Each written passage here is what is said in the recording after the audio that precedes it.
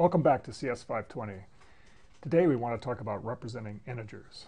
When an integer value is in memory, what do the bits look like? There are many ways to represent an integer. Let's look at the integer 4.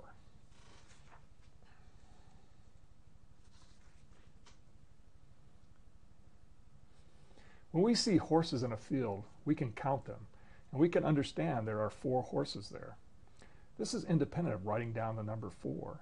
The concept of 4 is independent of how we write it down.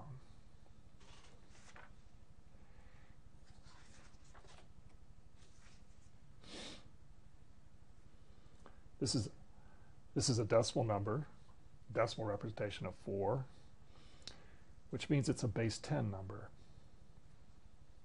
So that's one way to write it down. But here's another way.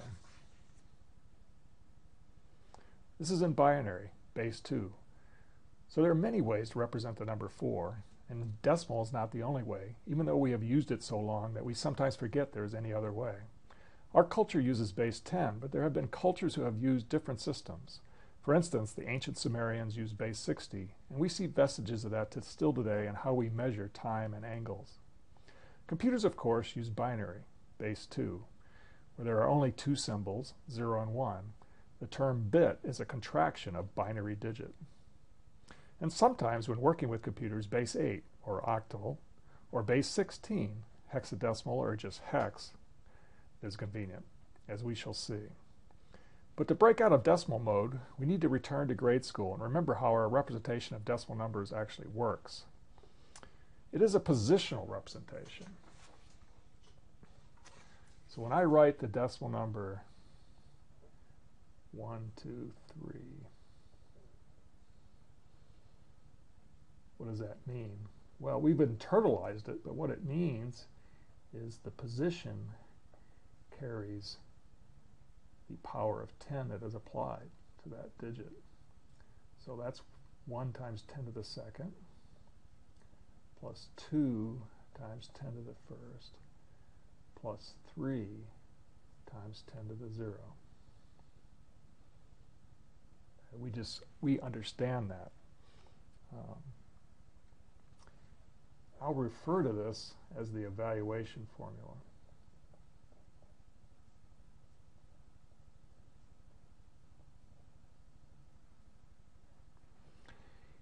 And we've internalized that evaluation formula. We know what it means, and we just instantly compute it and understand what that value is.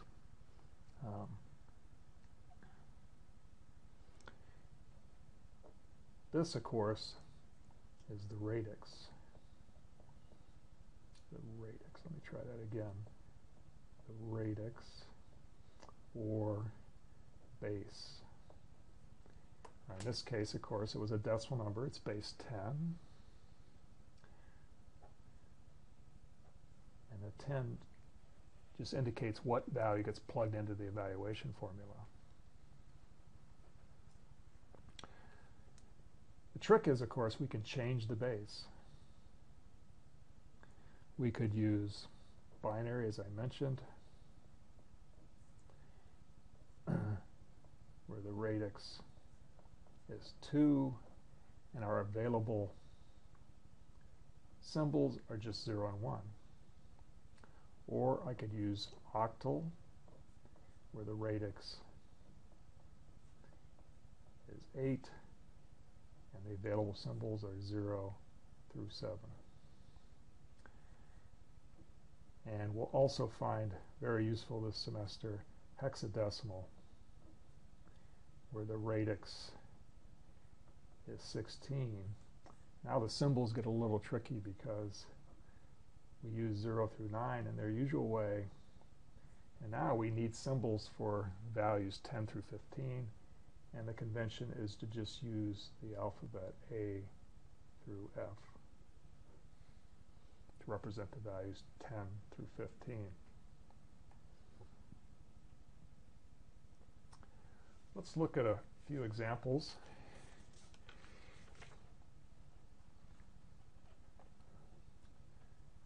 If I want to write 11 in base 10 as a binary number, what is it going to be?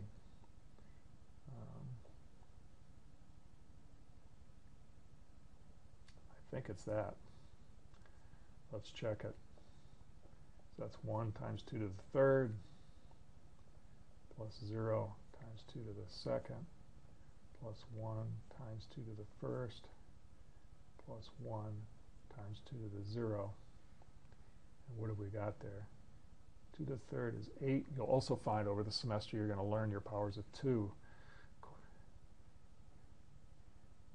Plus 0 plus 2 plus 1. So in fact, I managed to get it right. What about 11 and base 16? Well, that's a simple one. It's just going to be the letter B, since B is 2 more than 9, so that's 10, 11. So that one's easy. And how about an octal?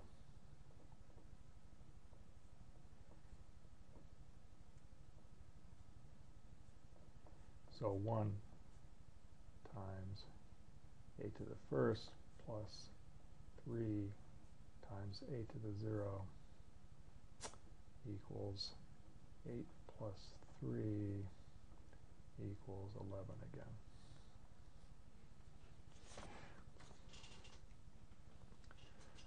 At times, we will need to convert representations for a value.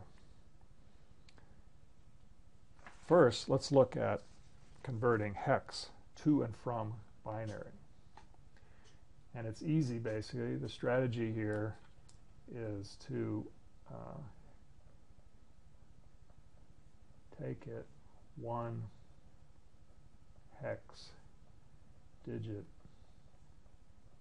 at a time.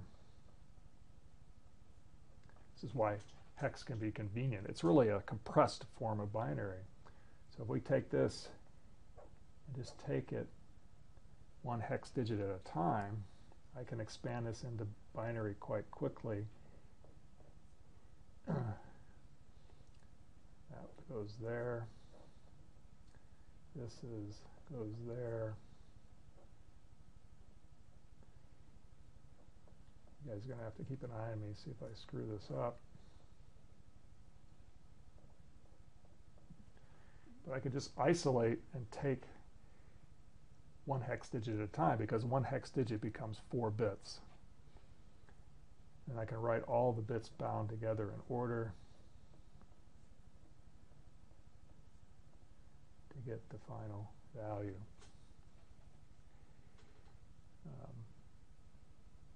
Now, I did that quickly because I've basically memorized the 16-bit patterns. If you think about it, there's 16 of them.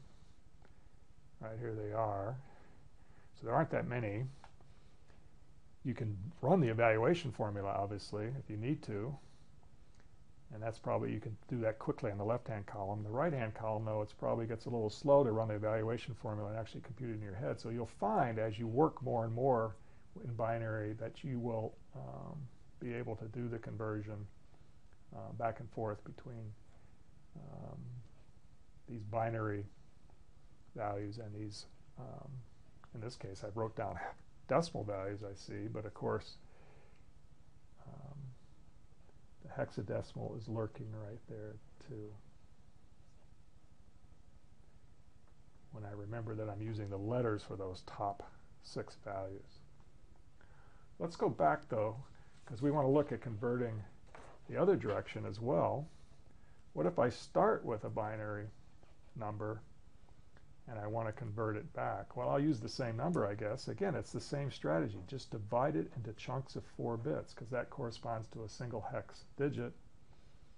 Okay, and then I can look at this and I can write down the hex digit. That's 7, that's C, that's 9, and that's 6, because I know those 16-bit patterns that we just looked at. So I claim after you've learned those patterns, this is easy and you'll do it pretty much in your sleep. Let's look at some more difficult ones though. What about converting hex to decimal? Given that hex value, what is the decimal value? Well, I don't have a trick here. I think the solution here is use the evaluation formula.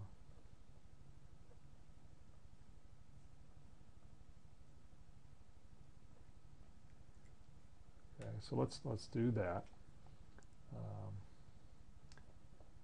So I've got 1 times, now the base is 16, so that's 16 to the second, plus a, again I have to remember a stands for the value 10, times 16 to the first,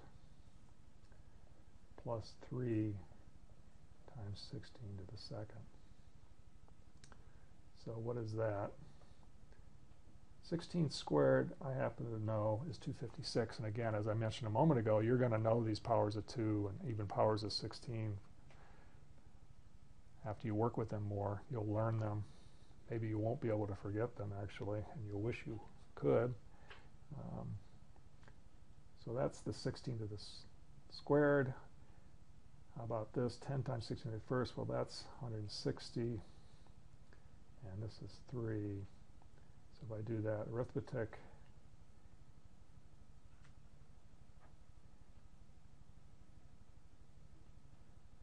I guess I claim it is 419. If I have that written down, let me check my answer here. Check my arithmetic. That is correct. So no easy path there. You just grind through the arithmetic to make the conversion. What about decimal to hex? Well, there's a trick here. You can do repeated division here by the base, which in this case, the desired base is 16. So I can divide 16 into the number I want to convert.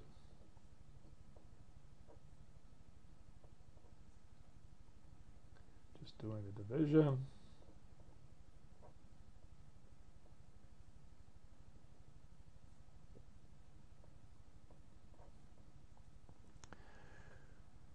So I get a remainder of 1 there.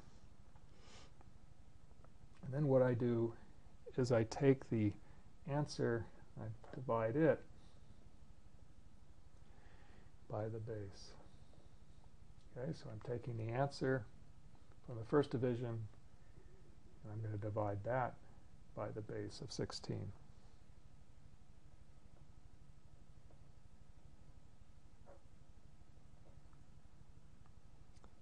So I get 8 remainder 4. And I continue like that. I take the answer. I take the answer from that division, and I divide the answer by 16. Now I get an answer of 0. And a remainder of 8. And now the tricky part is I take those remainders and I write them down in reverse order. Okay? So I take the 8, which came out as the last remainder. It becomes the first digit. 4, which was the middle remainder, becomes the middle digit. And 1, which was the first remainder, becomes the last digit. And let's check that answer. Again, I'll use the evaluation formula. So this is 8 times 16 to the squared plus 4 times 16 to the first plus 1 times 16 to the 0. And it's going to have to do a little math here, a little arithmetic. 16 squared is 256. By 8 is 48. 40 plus 4, 16, so that's 2048. 2048. Then I've got 4 times 16. Well, I know that one. That is 64. And this is 1, of course. Again, I've got a little bit of arithmetic to do to finish up. 2048 plus 64 plus 1 is 13, 11, and in fact, I guess I made it safely to the finish line. So again, a little bit of trick there. You can use repeated division on the decimal number and use the remainders to form the hexadecimal equivalent value. Okay.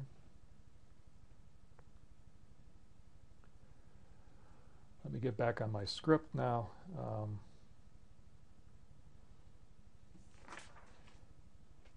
Let's look at a particular modern machine. Intel machines have typically 8-bit bytes, 16-bit words, 32-bit long words, they're called in the Intel world, and 64-bit quad words. So again, Intel orientation goes back to their 16-bit processor, which they deemed the 16 bits to be words.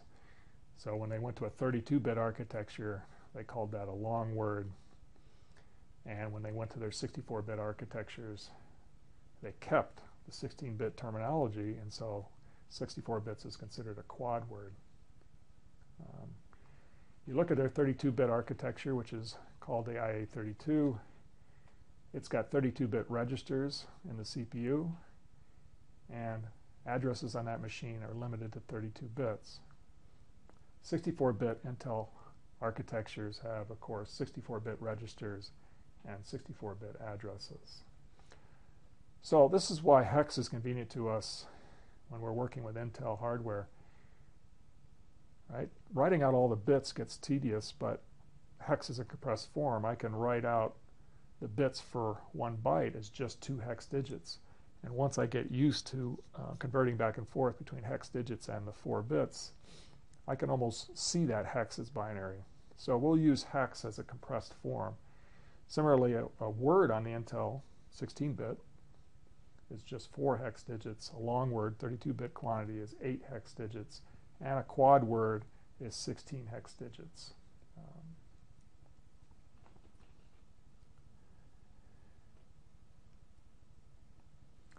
That's a modern machine. Let's go back in time. I first programmed a CDC 6600 machine, and let me show you. Here is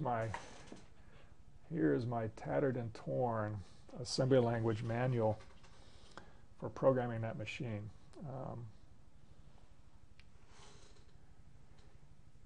Here's some facts about it.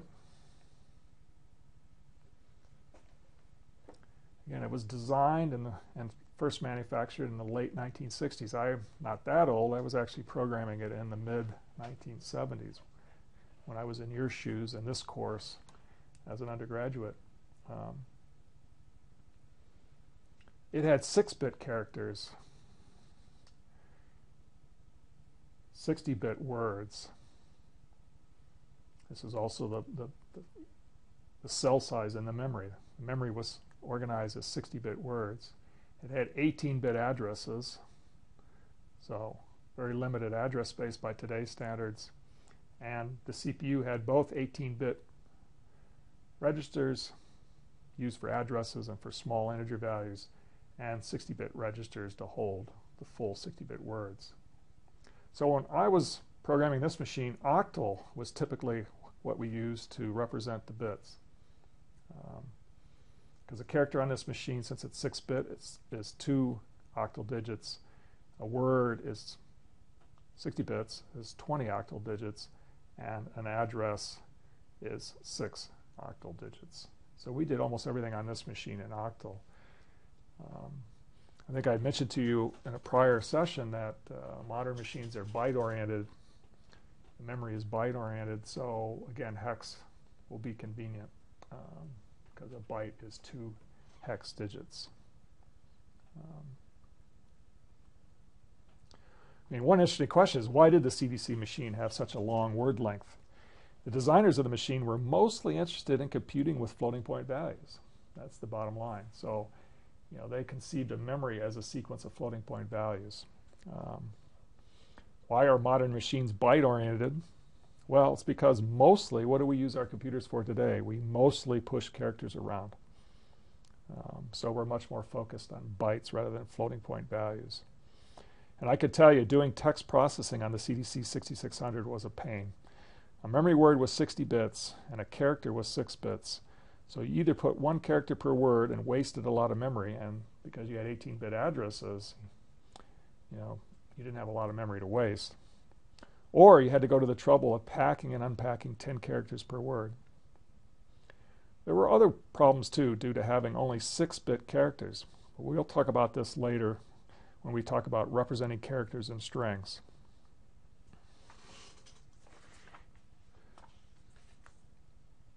But let's get back to the real question of how the bits look in memory for integer values. We know that modern machines are byte addressable. Every byte in memory has an address. So again, we can look at memory.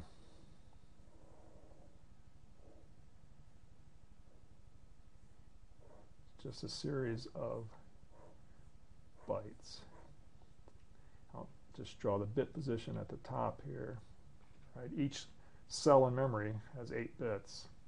Let's just imagine we're looking at just a piece of memory here starting at address 100. One anomaly is I'll usually write the addresses in diagrams like this in decimal. But if it ever gets confusing, just shout at me, but I guess you can't, can you? This is a video. So I'll try to be clear about what is in decimal and what is not.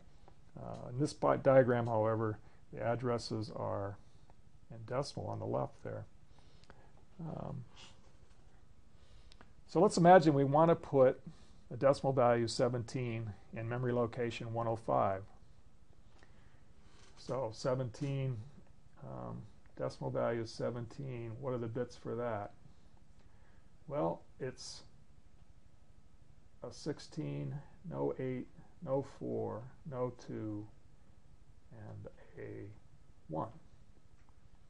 Right? That's the base 2 version of 17. Now, I know I'm going to put this value in an 8-bit container, so I really got to start thinking about this with the leading zeros, the appropriate number of leading zeros. So I guess that's 3 leading zeros.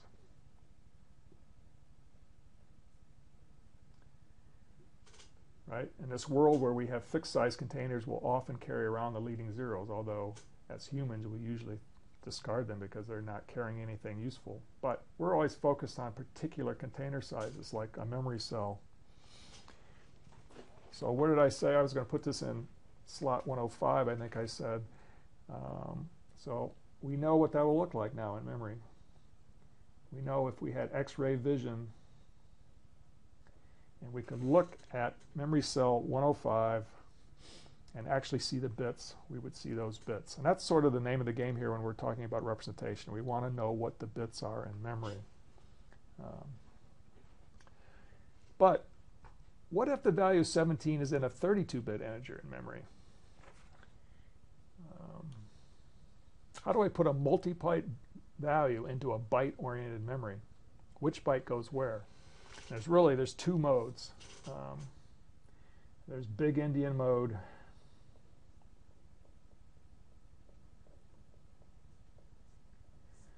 which says that the high order byte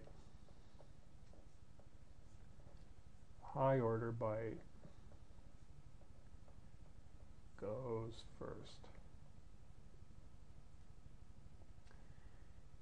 Or there's little endian.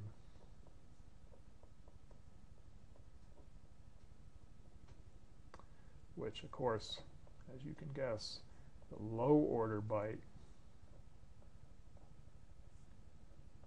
goes first.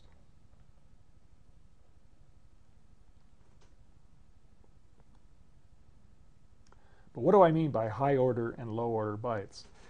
So let's look at the decimal value 17 as a 32-bit binary value.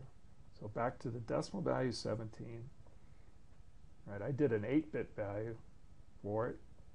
So I know for 32-bit there's going to be a bunch of leading zeros. In fact, I'm writing too big, I'm afraid, right? That's 16 bits.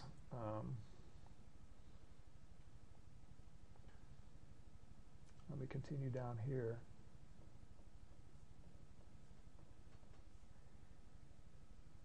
This is going to be bad, though. Okay, let me try again. Let me write a little bit smaller and try to keep all the bits together.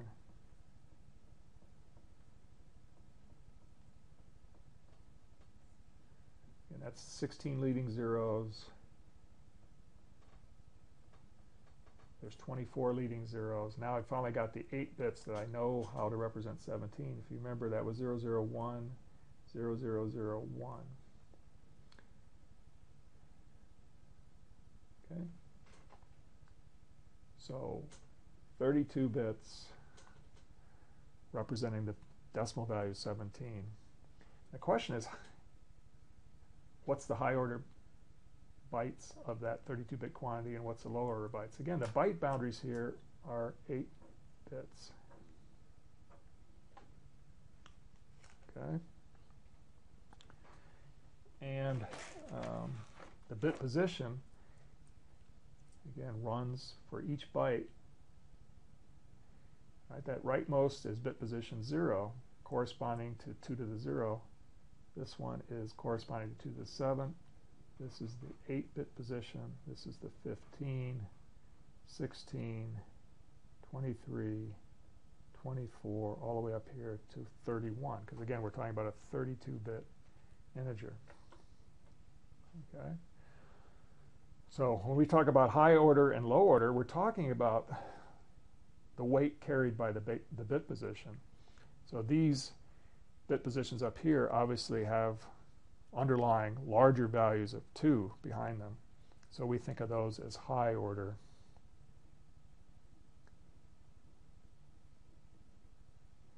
And obviously running back to the right, we go down to the low order. Okay. So in a big endian machine, I'm going to put this byte, the high order byte, into memory at the lower bit position. That's what I mean by goes first. By goes first, it goes at the lower address. And this one will go next in memory, this one will go next in memory, and this one will go last in memory. So in a big endian framework, on a machine that supports big endian, then I take this 32-bit quantity, I have to write it in 4 bytes, because again, memory is byte oriented. Let's suppose we're going to write it starting with byte at address 105. Okay.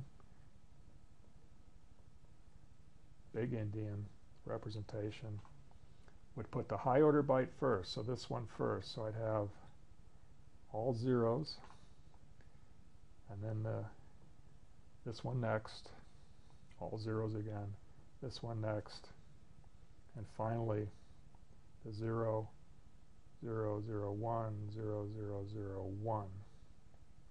Handwriting is letting me down here. Resolution of your screen may let you down too, but the point is that this one goes at the higher address in a big endian world, because the high order byte goes first. In a little endian world, it's going to be reversed, right? In a little endian world,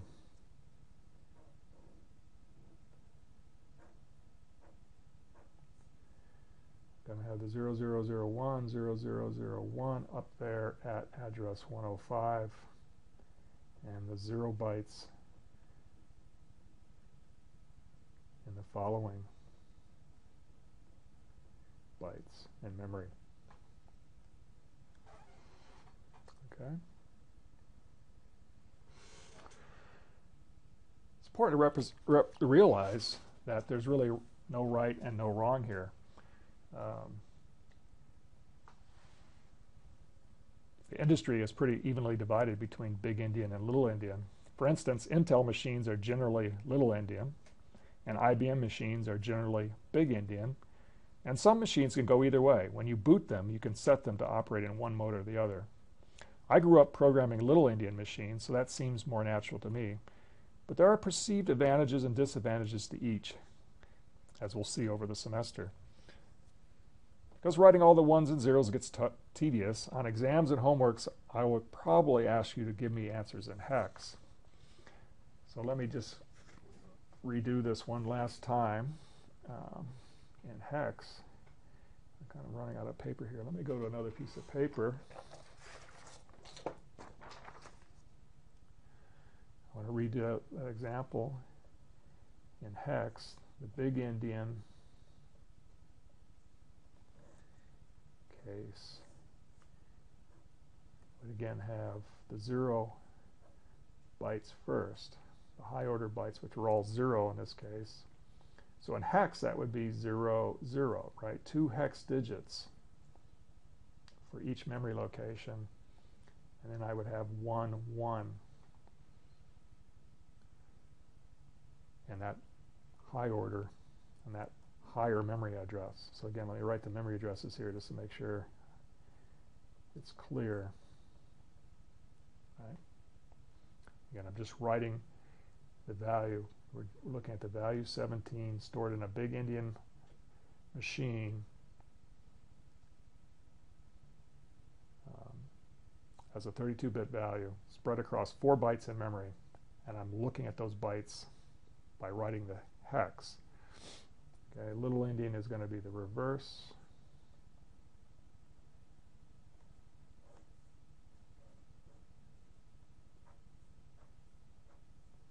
Where I have the 1, 1 first, followed by the 0, 0.